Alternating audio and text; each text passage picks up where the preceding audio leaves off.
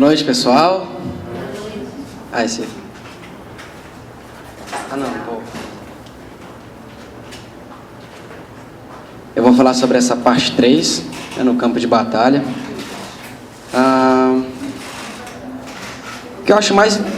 Eu, como um aspirante, trabalhador do movimento de unificação, do federativo aqui da FEGO, eu li esse livro aqui e eu achei interessante o quanto que o Kardec ele fica humano para a gente, Porque hoje, depois de tantos anos, depois de mais de um século, a gente acaba olhando para trás e vê quase que um santo, Mas aquele santo intocável, o que não é verdade.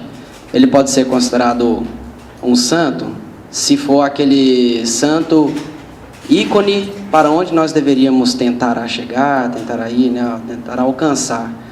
Mas não aquilo que está apartado também da nossa humanidade. Porque o Marcel Souto-Maior, como um bom jornalista que é, ele traz fatos. E, particularmente, eu acredito na idoneidade dele, pela obra que ele já construiu, por tudo que ele já fez, e que ele não colocaria nesse livro informações deturpadas ou até inventadas. Então, o que ele vai trazendo são vários acontecimentos, vários fatos, ao um bom estilo Humberto de Campos, para quem está acostumado a ler, o estilo da crônica, o estilo do conto, ora ele conta uma história, ora ele conta um fato e aquilo vai se entremeando numa palavra, e a gente vê que o Kardec, na verdade, éramos todos nós hoje. Cada um no seu lugar, cada um fazendo o seu trabalho. Ele não tinha a pretensão de fazer a obra que ele fez, muito embora tenha sido dito pelo Espírito de verdade que ele tinha uma grande missão, ele tinha uma grande responsabilidade, mas quando ele também foi dar um bom goianês, dar uma de coitadinho, nossa, mas e se eu falhar? Vocês vão me ajudar? Não se preocupe, se você falhar, outro estará preparado para assumir o seu lugar, não tem problema, mas a oportunidade está aí para você. E dentro desse capítulo e desses subtemas, eu gostaria de ressaltar, eu achei, nossa, mas eu fiquei até... A gente encabula, como que as coisas já estão escritas, já estão lá, e a gente aqui não tem olhos de ver, Nesse item, traições, não vou nem ler aqui não, lembro mais ou menos. Logo que ele lançou o Livro dos Espíritos, acreditem, quais foram as primeiras reações contrárias de quem? Quem que vocês imaginam? Dos contrários, dos padres, da igreja. Foram dos médiuns, que escreveram. Em especial uma médium, Ruth, alguma coisa, está lá no livro. Não vou ficar contando tudo para vocês irem lá ler. Mas a Ruth, ela ficou indignadíssima e morreu com com esse sentimento, porque, de acordo com a conta dela, 3/4 do livro, mais ou menos, era devido ao trabalho que ela fez. Mas Kardec, aí ele já era Kardec, Cris? Mas o Kardec, ele não deu nenhum crédito para ela, assim como para as irmãs Baldin. E isso foi o fim para ela. E aí ela se afastou e ficou uma rival. E a gente hoje acha que tudo que a gente faz tem que ser... O outro, nosso companheiro, tem que concordar com aquilo e aceitar como se a nossa verdade fosse a verdade absoluta. E aí um outro fato que a gente vê acontecendo muito, e ressaltando também a parte da Revista Espírita, que a Revista Espírita, eu gostei muito de uma comparação feita pelo Baldovino. Estava escutando um podcast do pessoal lá, um podcast muito bom, 26, sobre a Revista Espírita. Ele fez uma comparação que eu achei interessante.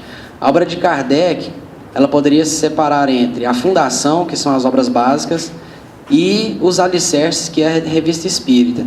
E depois dessa fundação, desses alicerces, tendo sido construídos, a obra do Chico veio e deu um acabamento que a gente ainda não sabe se é um acabamento final, ou se ainda tem mais alguma coisa para vir, Mas a Revista Espírita, enquanto esse alicerce, ela vai trazendo muita informação interessante, e a gente vê que ali na lida do dia a dia, conversando com os colegas, Um fato interessante também que ele traz é que o Kardec ele queria publicar a primeira revista espírita, mas o Tiedemann tinha feito um compromisso com ele de publicar, mas aí quando ele chegou com a ideia, ele falou, não quero mais, porque ele era um capitalista, né? Ele estava trabalhando pelo seu sustento, pelo sustento de sua família, e aquilo não era um projeto financeiramente interessante para ele.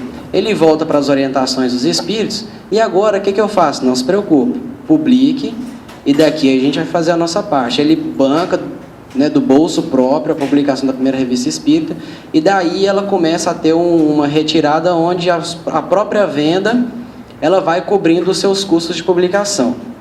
Aí tem uma parte também aqui na revista espírita, é bem no comecinho, aí essa eu faço questão de ler.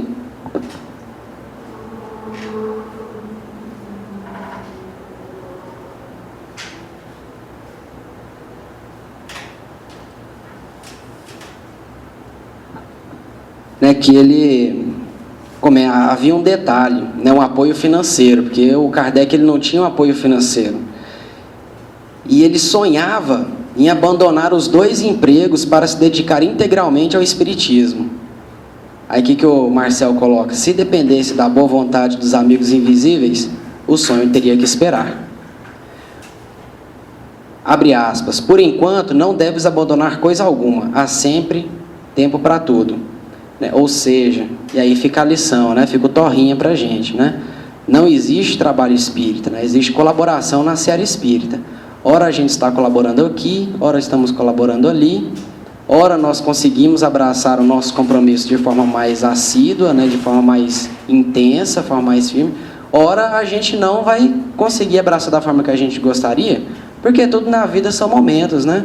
Como o próprio Emmanuel disse, o Cristo ele não separa o altar da oficina. Então, o local do nosso trabalho é o nosso próprio altar de adoração. Adoração ao quê? Como entendia a verdadeira caridade o Cristo? É benevolência, indulgência e perdão. Então, na verdade, não são obras concretas.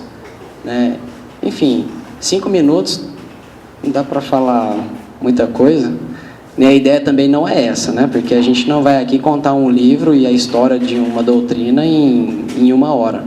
Mas era só para compartilhar com vocês alguns raciocínios, alguns pensamentos que vêm à nossa cabeça. Próximo.